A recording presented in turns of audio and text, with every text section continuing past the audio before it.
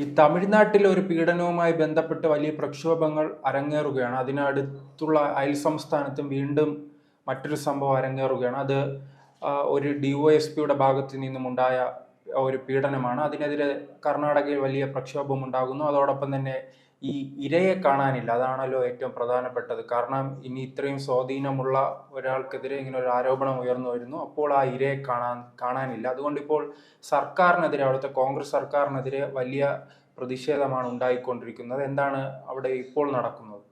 നമ്മുടെ തമിഴ്നാട് നോക്കിയാൽ അവിടെ DMK തന്നെ, അതായത് DMK സർക്കാരിനെ തന്നെ ഇറക്കാനുള്ള വലിയൊരു പ്രക്ഷോഭമാണ് ഇപ്പോൾ തമിഴ്നാട്ടിൽ അരങ്ങേറിക്കൊണ്ടിരിക്കുന്നത്. അതായത് അണ്ണാ സർവകലാശാലയെ 2ാം വർഷ വിദ്യാർത്ഥിനിയെ ക്രൂരമായി ബലാത്സംഗത്തിന് ഇരയാക്കിയതാണ്. പിന്നീട് ഇതിൽ ഒരു ബിരിയാണി കച്ചവടക്കാരനാണ് പിടിയിലായത്. അയാളൊരു DMK പ്രവർത്തകനാണ്. പിന്നീട് അതിൽ മറ്റൊരു ഞെട്ടിപ്പിക്കുന്ന വാർത്ത എന്ന് പറയുന്നത് ഉദയനിധി സ്റ്റാലിൻ, അതായത് തമിഴ്നാടിന്റെ ബഹുമാനപ്പെട്ട ഉപമുഖ്യമന്ത്രി ഉദയനിധി സ്റ്റാലിനുമായി കൂടെ നിൽക്കുന്ന ഒരു ചിത്രം, അതായത് ഈ പ്രതി കൂടെ നിൽക്കുന്ന ഒരു ചിത്രം BJP സംസ്ഥാന അധ്യക്ഷൻ അണ്ണാമലൈ പുറത്തുവിട്ടിരുന്നു. ഇതിന് പിന്നാലെയാണ് തമിഴ്നാട്ടിൽ വ്യാപകമായി പ്രതിഷേധം അരങ്ങേറിയത്. നമ്മൾ ഇത് ആർജിക്കർ ബലാത്സംഗ കേസിലും സമാനമായ രീതിയിൽ രാജ്യവ്യാപകമായ പ്രതിഷേധം കണ്ടിരുന്നു. ഇപ്പോഴിതാ കർണാടകയിൽ സിദ്ധരാമയ്യ സർക്കാരാണ് ഭരിക്കുന്നത്, അതായത് കോൺഗ്രസ് സർക്കാർ തന്നെയാണ് ഭരിച്ചുകൊണ്ടിരിക്കുന്നത്. അപ്പോൾ ഈ കോൺഗ്രസ് ഇപ്പോഴും അക്കമിട്ട് നിരത്തുന്ന ഒരു തെരഞ്ഞെടുപ്പ് വാചകമാണ് സ്ത്രീ സുരക്ഷ. സ്ത്രീകൾക്ക് വേണ്ടി തങ്ങൾ പുതിയ പദ്ധതികൾ നടപ്പിലാക്കും, അല്ലെങ്കിൽ വീട്ടമ്മമാർക്ക് വേണ്ടി പ്രതിമാസം 2000 രൂപ, 1500 രൂപ, ഫ്രീ സിലിണ്ടർ, എല്ലാം സ്ത്രീകളെ ലക്ഷ്യമിട്ടുകൊണ്ടാണ് ഭൂരിഭാഗവും കോൺഗ്രസിന്റെ തെരഞ്ഞെടുപ്പ് പ്രചാരണ വേളയിൽ അവർ പറയുന്നത്.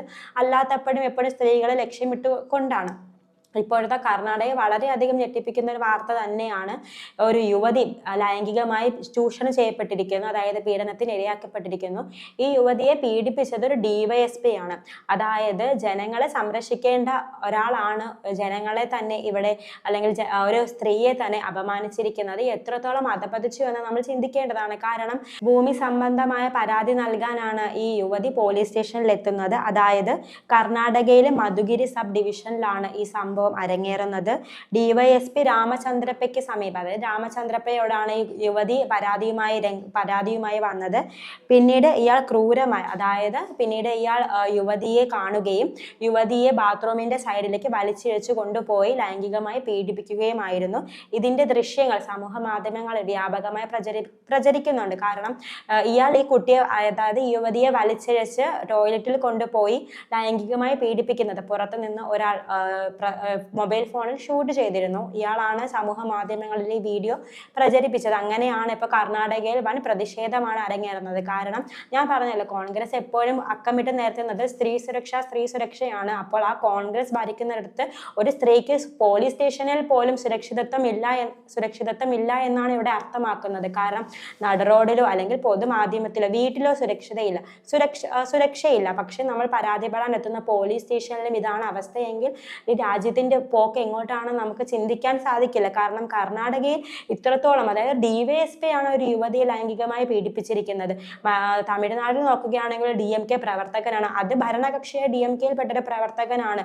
അത് ഒരു പാർട്ടിയുമായി ബന്ധപ്പെട്ടാണ്. പക്ഷേ കർണാടകയിൽ നോക്കുകയാണെങ്കിൽ പ്രതി എന്ന് പറയുന്നത്, സർക്കാരിന്റെ ഭാഗത്ത് നിന്ന് ഇതിന്റെ എതിരെ എന്തെങ്കിലും ഇടപെടലുകൾ ഉണ്ടായിട്ടുണ്ടോ? വകുപ്പ് തല നടപടികൾ എന്തെങ്കിലും എടുത്തിട്ടുണ്ടോ? ഉറപ്പായിട്ടും ഇല്ല. അതിന്റെ യാതൊരു റിപ്പോർട്ടും പുറത്ത് വന്നിട്ടില്ല.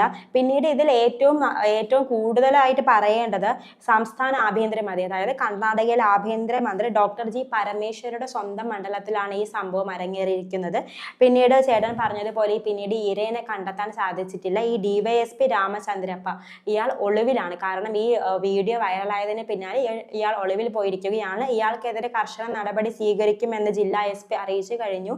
എന്നാലും ഒരു സ്ത്രീയെ സംരക്ഷിക്കാൻ, അല്ലെങ്കിൽ സ്ത്രീകളെ സംരക്ഷിക്കേണ്ട കാവൽക്കാർ തന്നെ ഒരു സ്ത്രീയോട് ഇത്രയും ക്രൂരമായ ഒരു ഉപദ്രവം നടത്തുമ്പോൾ എത്രത്തോളമാണ് ആ ഒരു സർക്കാരിന്റെ, അല്ലെങ്കിൽ സർക്കാരിന്റെ അനാസ്ഥ എന്ന് നമുക്ക് ചിന്തിക്കാവുന്നതാണ്. കാരണം ഇതൊരു പോലീസ് സ്റ്റേഷനിലാണ് ഈ സംഭവം അരങ്ങേറുന്നത്. നമ്മൾ കൊൽക്കത്തയിലൊക്കെ നോക്കിയാൽ അവിടെ ഒരു ഡോക്ടറെ ആയിരുന്നു, അതായത് ആർജിക്കർ ബലാത്സംഗ കേസാണ്. നമ്മൾ ഒരിക്കലും മറക്കാൻ സാധിക്കാത്ത ഒരു കേസാണ്. അവിടെ ഒരു 2ാം വർഷ PG മെഡിക്കൽ വിദ്യാർത്ഥിനിയാണ് ക്രൂരമായി ബലാത്സംഗം ചെയ്തത്. അതും ഒരു മെഡിക്കൽ സ്റ്റാഫാണ്, സർക്കാർ ജീവനക്കാരനാണ്. ആ ഒരു സംഭവത്തിൽ മമതാ സർക്കാർ മമതാ ബാനർജി സർക്കാർ മൗനം പാലിച്ചിരുന്നു. ഇവിടെ ചെന്നൈ അണ്ണാ സർവകലാശാല അതൊരു DMK പ്രവർത്തകനാണ് പിടിയിലായത്. ഇപ്പോഴിതാ കർണാടകയിലെ സമാനമായി തന്നെ ഒരു യുവതിയെ ക്രൂരമായി ബലാത്സംഗത്തിന് ഇരയാക്കിയിരിക്കുന്നു. അതായത് ലൈംഗികമായി പീഡിപ്പിച്ചിരിക്കുന്നു. അതായത് ഇന്ത്യൻ ഭരണഘടനയിൽ പറയുന്നുണ്ട്, സ്വന്തം ഇഷ്ടപ്രകാരം മാത്രമേ ഒരു സ്ത്രീക്ക് ഒരു ലൈംഗിക ബന്ധത്തിൽ ഏർപ്പെടാൻ സാധിക്കുകയുള്ളൂ. അല്ലെങ്കിൽ സ്ത്രീയുടെ അനുവാദമില്ലാതെ തൊടുന്നത് ബലാത്സംഗത്തിന് തുല്യം തന്നെയാണ്. അത് പോലീസുകാർ വരെ അക്കമിട്ട് നിരത്തുന്നതാണ്. പക്ഷേ ഈ ഒരു പോലീസ് തന്നെ അല്ലെങ്കിൽ പോലീസിന്റെ ഉന്നത ഉദ്യോഗസ്ഥൻ തന്നെ യുവതിയോട് ഇത്തരത്തിൽ വളരെ മോശമായി ചെയ്തതാണ് ഏറ്റവും ലജ്ജാവഹമായ ഒരു കാര്യം. പിന്നീട് നമ്മൾ തമിഴ്നാട് നോക്കുകയാണെങ്കിൽ തമിഴ്നാട്ടിലും ഇതേപോലെ അവസ്ഥ തന്നെയാണ്. കാരണം അതിജീവിതയുടെ പേരും ഡീറ്റെയിൽസും ഉൾപ്പെടെയാണ് തമിഴ്നാട് സർക്കാരിന്റെ വിശ്വസ്തരായ പോലീസ് പുറത്തുവിടുന്നത്. മാധ്യമങ്ങൾക്ക് ഫുൾ പ്രദർശിപ്പിച്ച് കാണിച്ചു കൊടുത്തിരിക്കുന്നത്. അതിലൂടെ തന്നെ ഒരു ഇരേനെ എങ്ങനെയാണ് അല്ലെങ്കിൽ ഒരു അതിജീവിതയെ എങ്ങനെയാണ് അതിജീവിതയ്ക്ക് ഉണ്ടാകുന്ന മാനസികാഘാതം ഒന്നും നോക്കാതെയാണ് അവർ ആ പേര് പുറത്തുവിട്ടിരിക്കുന്നത്. ഇപ്പോഴിതേ കർണാടകയിലെ സമാനമായ സംഭവം തന്നെയാണ് നടന്നിരിക്കുന്നത്. എന്തുകൊണ്ടാണ് സ്ത്രീകൾക്ക് ഇത്രത്തോളം അല്ലെങ്കിൽ സുരക്ഷിതത്വം ഇല്ല? അതായത് 21ാം നൂറ്റാണ്ടിലെ സ്ത്രീകൾക്ക് പോലീസ് സ്റ്റേഷനിൽ പോലും ഒരു സുരക്ഷിത അതിന്റെ വ്യക്തമായ റിപ്പോർട്ടൊന്നും പുറത്ത് വന്നിട്ടില്ല. പിന്നെ പറയുന്നത് ഇരേനെ കാണാനില്ലെന്നാണ്. കാരണം ഈ യുവതി വന്നത് ഭൂമി തർക്കവുമായി ബന്ധപ്പെട്ട ഒരു പരാതി നൽകാനാണ്. അതെന്താണെന്ന് വ്യക്തമാക്കിയിട്ടില്ല. ഭൂമി തർക്കവുമായി ബന്ധപ്പെട്ട ഒരു പരാതി നൽകാനാണ് യുവതി എത്തിയത്. പക്ഷേ യുവതിയെ കണ്ടെന്ന രാമചന്ദ്രപ്പ എന്ന് പറയുന്ന ഈ കുറ്റവാളി ഇയാൾ വലിച്ചിഴയ്ക്കുകയും അതായത് മുറിയിലേക്ക് ടോയ്ലറ്റിന് സമീപം വലിച്ചിഴയ്ക്കുകയും ലൈംഗികമായി ഉപദ്രവിക്കുകയായിരുന്നു. കാരണം ഇയാൾ ഒരു DYSP ആണ്. അപ്പോൾ DYSP ആകുന്നതിന് മുന്നേ ഇയാളുടെ ബാക്ക്ഗ്രൗണ്ട് ചെക്ക് ചെയ്യേണ്ടത് വളരെ അനിവാര്യമാണ്. കാരണം DYSP ആകുന്നതിന് മുന്നേ ഇയാൾ സമാനമായ ഇതേപോലെ ബലാത്സംഗ കേസിൽ പ്രതിയാണെങ്കിലോ നമുക്ക് പറയാൻ സാധിക്കില്ല. കാരണം ഇവിടെ നോക്കേണ്ടത് ഒരു ഉന്നത ഉദ്യോഗസ്ഥന്റെ പക്കൽ നിന്നാണ് അല്ലെങ്കിൽ ഉന്നത ഉദ്യോഗസ്ഥനാണ് യുവതി ഇവിടെ ലൈംഗികമായി പീഡിപ്പിച്ചിരിക്കുന്നത്. എത്രത്തോളം സുരക്ഷിതത്വം ഉണ്ടെന്നാണ് നമ്മൾ ഇവിടെ ചോദ്യം ചെയ്യപ്പെടുകയാണ്. കാരണം എല്ലാ സർക്കാരും അതായത് എല്ലാ സംസ്ഥാനങ്ങളിലെ സർക്കാരും എപ്പോഴും പലപ്പോഴായി പറയുന്നതാണ്, അതായത് സ്ത്രീകൾക്കെതിരെ എന്തെങ്കിലും അല്ലെങ്കിൽ ബലാത്സംഗമോ ലൈംഗിക അതിക്രമം നടത്തിയ പ്രതികൾക്ക് കർശന ശിക്ഷ തന്നെ നടപ്പിലാക്കുമെന്ന് എല്ലാ സർക്കാരും അക്കമിട്ട് നിരത്തുന്നതാണ്. പക്ഷേ ഇപ്പോഴും ഒരു നിയമ പരിരക്ഷ ഇല്ലാത്തത് കൊണ്ട് തന്നെയാണ് DYSPക്ക് പോലും ഒരു പെൺകുട്ടി എന്തും ചെയ്യാമെന്നുള്ളൊരു തലത്തിലേക്ക് എത്തിയിരിക്കുന്നത്. എന്തായാലും കർണാടകയിലെ കോൺഗ്രസ് സർക്കാർ ഇതിനെതിരെ ഒന്നും പ്രതികരിച്ചിട്ടില്ല. ഇത് കോൺഗ്രസ് അതായത് സിദ്ധരാമയ്യ സർക്കാരിനെതിരെ വളരെയധികം രൂക്ഷമായ വിമർശനം തന്നെ കർണാടകയിൽ ഉന്നയിക്കപ്പെടും ഇനി. കാരണം എനിക്ക് തോന്നുന്നു കർണാടക സർക്കാർ അതായത് സിദ്ധരാമയ്യ സർക്കാരിന്റെ അടുത്ത വിധി എഴുതുന്നത് ഈ ഒരു ബലാത്സംഗ കേസിലൂടെ തന്നെയായിരിക്കും. കാരണം ഒരു മന്ത്രിയുടെ അതായത് അവരുടെ തന്നെ മന്ത്രിയായ പരമേശ്വരയുടെ സ്വന്തം ജില്ലയിലാണ് ഈ സംഭവം നടന്നത്. ഒരു മന്ത്രിയുടെ ജില്ലയിലാണ് ഈ സംഭവം നടന്നത്, അതും ഒരു DYSP. അപ്പോൾ എന്തായാലും ആ DYSPക്കെതിരെ കർശന നടപടി എടുക്കണം. അയാൾ ഇപ്പോൾ ഒളിവിലാണ്. പിന്നീട് ഈ കേസുമായി ബന്ധപ്പെട്ട് ഇരയെ അന്വേഷിച്ചു കൊണ്ടിരിക്കുകയാണെന്നാണ് ജില്ലാ SP ആയിട്ടുള്ള KV അശോകൻ പ്രതികരിച്ചിരിക്കുന്നത്. പിന്നീട് പോലീസ് അധികൃതർ പറയുന്നത് അവരുടെ ഒരു വിശകലനം പറയുന്നത് സ്ത്രീയെ അതായത് ചോദ്യം ചെയ്യലെന്ന പേരിലാണ് ഇയാൾ വിളിച്ചു വരുന്നത് പോലീസ് സ്റ്റേഷനിലേക്ക്. അങ്ങനെയാണ് യുവതി അവിടെ എത്തുന്നത്. പിന്നീടാണ് യുവതിയെ ബലമായിട്ട് ടോയ്ലറ്റിന് സമീപത്തേക്ക് കൊണ്ടുപോയി ലൈംഗികമായി പീഡിപ്പിക്കുന്നത്. വളരെയധികം ലജ്ജാവഹമായ ഒരു കാര്യം തന്നെയാണ്. കാരണം നമുക്കറിയാം നിർഭയ കേസിൽ എത്രത്തോളമാണ് രാജ്യം ഒട്ടാകെ നിർഭയ കേസിൽ പ്രതിഷേധിച്ച ഒരു സാഹചര്യം ഉണ്ടായിരുന്നു. പിന്നീട് നീണ്ട പോരാട്ടങ്ങൾക്കൊടുവിലാണ് നിർഭയ കേസിലെ പ്രതികൾക്കെല്ലാം വധശിക്ഷ നടപ്പിലാക്കിയത്. പിന്നീട് നമുക്ക് കേരളത്തിൽ നിന്ന് നോക്കിയ ജിഷയുടെ കൊലപാതകം തന്നെ വളരെയധികം രാഷ്ട്രീയപരമായിട്ടും സാമൂഹ്യപരമായിട്ടും ഒരുപാട് കോളിളക്കം സൃഷ്ടിച്ചതാണ്. അങ്ങനെ ഓരോ സംസ്ഥാനങ്ങളും ഓരോ ബലാത്സംഗ കേസ്. ഉത്തർപ്രദേശിൽ ഹാത്രസൊക്കെ നമുക്ക് മറക്കാൻ സാധിക്കില്ല.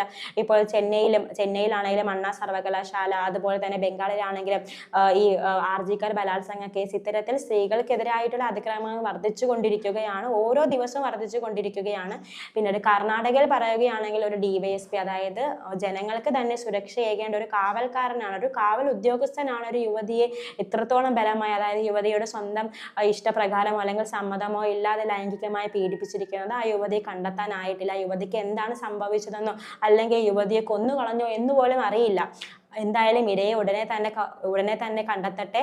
പിന്നീട് ഒളിവിലായ ഈ പ്രതിയെ എത്രയും വേഗം കണ്ടെത്തി കർശനമായ ശിക്ഷ തന്നെ നടപ്പിലാക്കണം.